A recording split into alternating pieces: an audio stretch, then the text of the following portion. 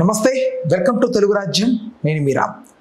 జగన్మోహన్ రెడ్డి గారి పల్నాడు పర్యటనలో భాగంగా ఒక అతను మృతి చెందడం జరిగింది. అయితే ఆ పర్యటనకు సంబంధించి 113 మంది వైసీపీ నేతలపై పోలీసులు కేసులు పెట్టడం జరిగింది. అయితే దీనికి సంబంధించి వాళ్ళు న్యాయపోరాటం చేయడానికి రెడీగా ఉన్నట్లుగా చెప్తున్నారు. అయితే ఆ 113 మంది మీద కేసు ఎందుకు పెట్టారు, దీని వెనక తాత్పర్యం ఏంటి అనే అంశం గురించి మనతో మాట్లాడడానికి ప్రముఖ పొలిటికల్ అనలిస్ట్ కేఎస్ ప్రసాద్ గారు ఉన్నారు. ఆయనతో చర్చిద్దాం. సార్ నమస్తే అండి. నమస్తే సార్, డీజేలు పెట్టారు, కొంచెం అల్లరి చేశారు అనే దాంతో కేసులు పెట్టారంటున్నారు సార్. దీన్ని ఎంతవరకు చూడవచ్చు, అది ఏంటి అసలు దీనిలో న్యాయం ఎంతవరకు? లేదు, న్యాయం లేదు, వాళ్ళకల్లో వచ్చిన పర్వతం లేదు. సింపుల్ ఏంటంటే ఆ రోజు వాళ్ళు 100 మందితో నిలమనండి, 3 కార్లు వెళ్ళో 4 కార్లు ఏవో కాన్వాయ్లు ఏవో రూల్స్ రెగ్యులేషన్స్ పెట్టారు. అది వైలేట్ అయినట్టుగా ప్రతి వాళ్ళ మీద కేసులు కట్టడానికి అలాగే వెనక ముందు ఆర్డర్ కడతారు కూడా, కట్టనేయండి. అసలు వైఎస్ఆర్సీపీలు ఇన్నాళ్ళు ఆలోచించకుండా జైలు బరువు కార్యక్రమం పెడితే బెటర్. వరికోట అశోక్ బాబు నాకు కార్యకర్తలు ముఖ్యం, వాళ్ళ కోసం నేను జైలుకి వెళ్ళడానికి వెనక ముందా అన్న ఆయన, అమ్మ డ్రామా అయితే రెడీగా ఉన్నా, మీరు చెప్తే బట్టలు సర్దుకుని వచ్చేస్తాను ఆయన చెప్పడం, ఇవన్నీ అనవసరం. వాళ్ళు ఎలాగోలా కేసులు పెట్టడానికి చూస్తున్నారు. దాని బదులు వైఎస్ఆర్సీపీ స్వచ్ఛందంగా జైలు బరువు కార్యక్రమం పెట్టి మొత్తం జైలుకి వెళ్ళిపోతున్నారు. వాళ్ళు ప్రశాంతంగా ఉంటారు. 4 రోజుల పాటు జైల్లో ఉండరు అనుకోండి, వీళ్ళు ఏం పని చేస్తారో చూసి అప్పుడు మళ్ళీ మొదలెడితే బాగుంటుంది. అది నాకు తెలియకూడదు. నిజంగా అంత సీరియస్నెస్ మీరు అట్రిబ్యూట్ చేసినప్పుడు వైసీపీ నాయకులకు గృహ నిర్బంధం ఇవ్వండి. ఫస్ట్ గృహ నిర్బంధాలు ఇవ్వండి. ఇలాంటి జగన్మోహన్ రెడ్డి పర్యటనలో గృహ నిర్బంధాలు ఇచ్చి నియంత్రించి చూడండి ఏమవుతుందో. అవేవి చేయకుండా బయటికి ఎందుకు వచ్చావు, ఇప్పుడు వస్తే కేసు కడతాం, డీజేలు ఎందుకు పెట్టారంటే ఎవడ మాట ఎవడంటాడు? వందలాది మంది, వేలాది మంది ప్రజలు స్వచ్ఛందంగా పరుగులు పెట్టుకుని పొలాలంపటి అడ్డగా పరిగెట్టుకుని వచ్చి మీరు బ్యారికేడ్లు పెడితే పొలాల నుంచి తోవలు వేసుకుని వెళ్ళిపోతుంటే దానికి మళ్ళీ కేసులు పెడతాం అంటే ఏడు చేస్తారు. ఎవడన్నా కట్టండి, 113 కాదు 516 మంది పెట్టండి. ఎవరు ఏడు చేయలేరు. దానికి న్యాయస్థానం సమాధానం చెప్తుంది. అంటే ఇప్పుడు పోలీసులు వాళ్ళు చెప్తున్న వర్షన్ ఏంటంటే, మీరు పోలీసులు ఏం వేస్తారని చెప్పండి సార్. గౌరవ న్యాయస్థానం డిఎస్పీ గారికి, ఎస్పీ గారికి ఎంత క్లియర్గా చెప్పిందంటే, మీరు ఎవరో ప్రొవోక్ చేస్తే పెట్టే కేసులు కాదు, మీ అంతటా మీరు ఏ కేసులు ఆపాదించబడితే పెట్టండి. నిన్న గౌరవ హైకోర్టు కూడా కేటగిరికల్గా మేజిస్ట్రేట్ లెవెల్లో అందరికీ సార్ రిజిస్టర్ గారు సర్క్యులర్ జారీ చేశారు.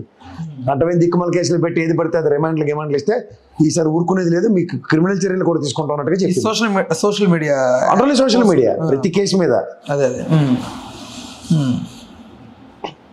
దీని అంటే దూడ కట్టేయండి అని బిఎన్ఎస్ చట్టాలు. ఎంత పవన్ కళ్యాణ్ గారి మీద అన్ని క్రిమినల్ అఫెన్సెస్ కేసులు పెట్టేవి. తమిళనాడులో బిఎన్ఎస్ చట్టం ఒకటి పెట్టలే. వీళ్ళు ప్రతి దానికి బిఎన్ఎస్ చట్టమే పెడతాను ఆంధ్రప్రదేశ్లో. ఈ కోర్టులు కూడా పరిగణలో తీసుకుంటున్నాయి. ఎస్సీ ఎస్టీ అట్రాసిటీ కేసులు వర్తించుకోకూడకుండా ముందు అట్రాసిటీ కేసులు పెట్టేస్తున్నారు.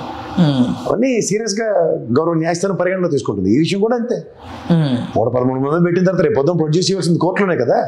ఎవరు లాయర్ వెళ్ళి ఆర్గ్యుమెంట్లు చెప్పకుండా ఉంటాడా, అప్పుడు తెలుస్తుంది.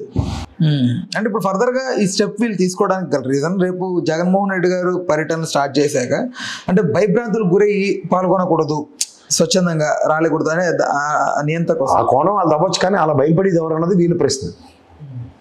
కేసులు పెడితే భయపడితే రాజకీయ నాయకుడు రాజకీయం చేయడు. భయపడితే భయపడడం అనేదాన్ని భయపడితే కదా, భయపడితే ఇంకా రాజకీయం వేస్టెడ్ స్క్రాప్ గడ అంటారు ఎవడన్నా. అంటే ఈ ప్రెషర్ తట్టుకోవాలి కదా సార్. ఏం ప్రెషర్ ఇస్తే తట్టుకుంటే అది దాన్నే రాజకీయాల్లో ప్రెషర్లు భరిస్తేనే రాజకీయ నాయకుడు ఎలివేషన్స్ వస్తాయి. అయ్యో బాబా వాడు భయం పెట్టాడు, నా పదం పోయిందని కూర్చున్నాడు అనుకోండి, ఇంట్లో చిడతల పరలో వెళ్ళడమే. అలాంటి వాటికి కూడా భయం పడ్డాడు. పార్టీ ప్రెసిడెంట్లని సిద్ధం చేస్తున్నారు. అంటే చిన్న స్థాయి కార్యకర్తలైనా కూడా రండి, మిమ్మల్ని ఎమ్మెల్యేగా వదులుతాను నేను అని ఆయన మాట్లాడుతున్నారు జగన్మోహన్ రెడ్డి. ఖచ్చితంగానండి. ఆపర్చునిటీ పాలిటిక్స్లో వాళ్ళ నియోజకవర్గాలు పెరుగుతాయి. కొత్త వాళ్ళకి అవకాశం ఇవ్వచ్చు, లేకపోతే పాత వాళ్ళు క్యారీ బ్యాగ్లో ఉంటారు, వాళ్ళని తీసుకెళ్ళి పక్కన ఆడుకోమని చెప్పొచ్చు. పార్టీ విధి విధానంలో నాయకుడు తీసుకునే డెసిషన్స్ రేపు ఎలక్షన్స్ ముందు ఎలా ఉంటే చూద్దాం. దానికి ఎప్పటి నుంచి చర్చ పెట్టడం అనవసరం. నేను గతంలో నా విశ్లేషణలో చెప్పాను, 80 మందిని ఖచ్చితంగా మార్చాలి జగన్మోహన్ రెడ్డిని. ఏడు చేసి రెక్కించటం అట్టించట్టు వేసుకున్నారు. వేసుకుంటే ఏమైంది? బట్ భయం అయితే ఉంటుంది కదా సార్, పాల్గొనడానికి భయం ఉండదు. భయపడి కూడా రాజకీయాలు చేయడు. పైపచ్చి ఇప్పుడు ఇలాంటి ఎలక్ట్ వస్తే ఖచ్చితంగా క్షేత్రస్థాయిలో ఆడేం పని చేయాలి ఆడు పని చేసుకుంటూ తిరుగుతాడు నాయకుడు. బట్ కేసుల ప్రభావితం ఎంతవరకు ఉంటుంది అంటారు? ఉంటాయి, కొంతవరకు నిరోధించబడతాయి, నియంత్రించబడతాయి అనుకుంటారు. ఓవర్ పీరియడ్ ఆఫ్ టైం అవన్నీ అక్యుములేటెడ్. ఒకసారి జైలుకి వెళ్ళి బెయిల్కి మీద వస్తాడు, బయటికి ఇంకెవడు భయం పడతాడు. నందిగం సురేష్ 2 సార్లు పెట్టారు, 3సారి ట్రై చేస్తారు, చేసుకోమంటారు. ఏడే ఉంది అంటే పెద్ద పెద్ద నాయకులకి తప్పలేదు కదా, జైలుకి వెళ్ళి వస్తున్నారు కదా. వెళ్ళి వస్తారండి, ఏమవుతుంది దానివల్ల? ప్రపంచం తెరబడిపోద్దా? కానీ ఆ పేరు అయితే ఉంటుంది కదా, మచ్చ అయితే ఉంటుంది కదా. ఏటి మచ్చ? రాజకీయాల్లో మచ్చ ఏంటి? అన్నిటికీ తెగించి సిగ్గు లజ్జ 2 వదిలేస్తారు, రాజకీయాలు చేయరు ఎవడన్నా. అంతకన్నా నీకేం లేదు. అంటే కింద స్థాయి నాయకులు అయితే భయపడాల్సిన అవసరం లేదంటారు మీరు? పెద్ద స్థాయి నాయకులైనా కింద స్థాయి నాయకులైనా ఈసారి ఈ ప్రభుత్వం చేస్తున్న విన్యాసాలు చూడండి అంతే. సంవత్సరమైనా ఇంకా ఇదే చెత్త చెదారం నడుస్తుందంటే ఇంకా ఆలోచించండి.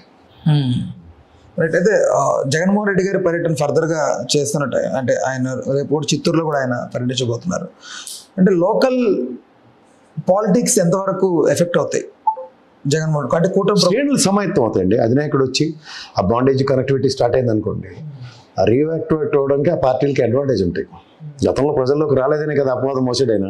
ఇప్పుడు ప్రజల్లోకి వచ్చి స్వచ్ఛందంగా ఆయన కార్యకర్తల్ని నాయకుల్ని పరామర్శించుకుని పరకరించుకుని వెళ్తున్నాడు అనుకోండి, ఆ వైబ్రేషన్స్ వేరు కదా. ఒకప్పుడు అదే పని చేస్తుంటే బాగుండేదని చాలా మంది ఫీల్ అవుతారు కదా. అయిపోయింది, చేతులకైంత తోకలు పట్టుకుని లాభం ఏంటి?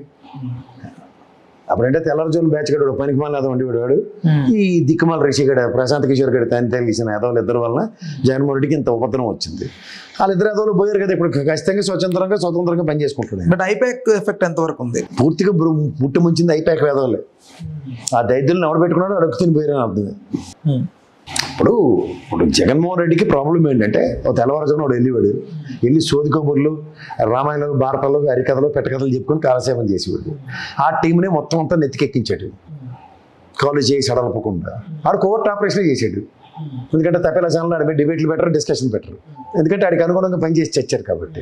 సో అనుగుణంగా పనిచేసి చచ్చిన వల్ల వచ్చిన ఉపద్రవం ఆయన ఇప్పుడు గ్రహించగలిగాడు. సో సబ్సిక్వెంట్ పరిణామాలు ఏముంటాయి? ఆ తోకలన్నీ కత్తిరించడం అనుకోండి, అక్కడి నుంచి వచ్చిన దరిద్రాలన్నీ తర్వాత ఆయన పని సులువు అవుతుంది కదా. అదే అవుతుంది ఇప్పుడు. ఈడేమో బస్సు యాత్రలో మనకు ఎవడో ఎమ్మెల్యే లెక్కలే, కార్యకర్త లెక్కలేదని ఈ రిషి అనే పనికి మాలేదో జగన్మోహన్ రెడ్డికి చెవులు తిరిగిపోయి ఆ తెల్లవారుజామున వెళ్ళి రాముడు భారతం భాగవతం అవన్నీ చెప్పుకొని నువ్వు ఇలా బాణాలు వేయాలి, అలా బాణాలు వేయాలి అని ఆయనకు పొటాని కబుర్లు చెప్పి కాలక్షేపం చేసాడు. వీళ్ళిద్దరు దరిద్రుల వల్ల పార్టీకి ఎంతోమందికి నాయకులకి అందరికీ తీవ్రమైన వెల్త్ ఏర్పడింది. ఆ వెల్త్ ఎప్పుడైతే ఫుల్ఫిల్ అయిపోతే 2 నిమిషాలు కదా ఆయన పని చేసుకోవడం.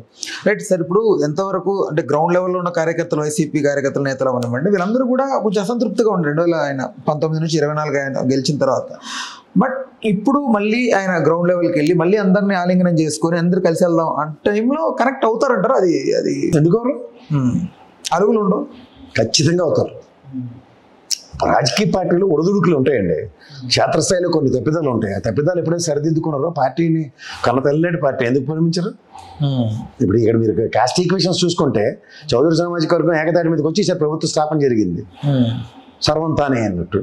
ఈసారి వాళ్ళు అదే పని చేశారు అనుకోండి, ఏమవుతుంది? గత ప్రభుత్వంలో కూడా అంతే. రెడ్డి సామాజిక వర్గం అంతా ఒక ప్లాట్ఫామ్ మీదకి వచ్చింది. ఈసారి విచ్ఛిన్నం అయింది. అది విచ్ఛిన్నం అయిందని మళ్ళీ నా కోసం మన కోసం అన్న కాన్సెప్ట్ డెవలప్ అయింది అనుకోండి, ఏమవుతుంది? అంటే మీ లెక్కల ప్రకారం రెడ్డి సామాజిక వర్గం ఒకటి అవబోతుందనా? అవుతుంది, ఇంకొక ఆప్షన్ ఉండదు కదా. ఎంత హ్యూమిలేషన్స్ భరిస్తున్నప్పుడు ఏమవుతుంది? వాట్ కైండ్ ఆఫ్ హ్యూమిలేషన్స్ సార్ కూటమి నుంచి? ఫస్ట్ ఆఫ్ ఆల్ బిల్స్ వాళ్ళకి ఇవ్వట్లేదు, పెండింగ్ బిల్స్ చాలా ఉన్నాయి. సో ఇవన్నిట్లోనూ వాళ్ళు డిమార్క్ చేసి మాట్లాడుతున్నారు వైఎస్ఆర్సీపీ అనగానే. సో అప్పుడు ఏమవుతుంది? పిల్లిని లోపటేసి కొడితే తిరగబడుతుందా, తిరగబడదా? అలా వైఎస్ఆర్సీపీ అనగానే డిమార్క్ చేసి వీళ్ళు ఏదో యాంటీ సోషల్ ఎలిమెంట్స్ లాగాను పైపచ్చి వీళ్ళతో ఏం కాదు మనం వేరు అలా బాలకృష్ణ డైలాగులు అని చెప్తున్నారు అనుకోండి, అప్పుడు ఏమవుతుంది? బీటు వేరు బీడు వేరేనా? ఇప్పుడు ఎవరు బ్లడ్ అడిగి ఉంటుంది కదా, ఆ బ్లడ్ బయటకు వస్తే బ్లడ్ బాయిలే వస్తుంది అప్పుడు. Right sir, thank you. Hello, Telugu రాజ్యం ఛానల్ చూస్తున్నారా? సామాజిక రాజకీయ జీవన చిత్రణే తెలుగు రాజ్యం. అతిశయోక్తులు, అసత్యాలు ఉండవు. రాజకీయ కోణం కాదు, ప్రజా కోణమే కొలబద్ద. తెలుగు రాజ్యం వీక్షణ మీ ఉత్తమ అభిరుచికి నిదర్శనం.